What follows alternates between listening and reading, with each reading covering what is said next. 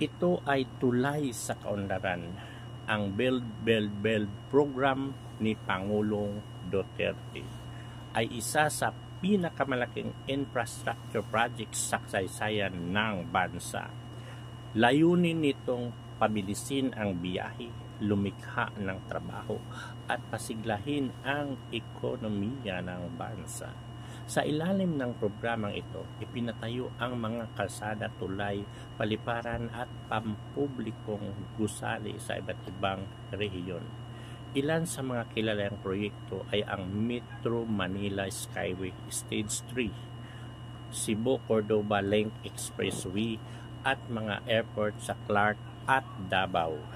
Bagaman may ilang proyekto pa rin nasa plano gaya ng Mindanao Railway, malaki pa rin ang naitulong ng programang ito sa pagpapaganda ng koneksyon at pag-unlad ng bansa.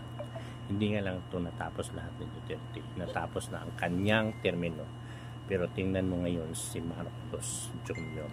3 years na wala pang naipatayo kahit isang haligi o poste. Hindi pa wala.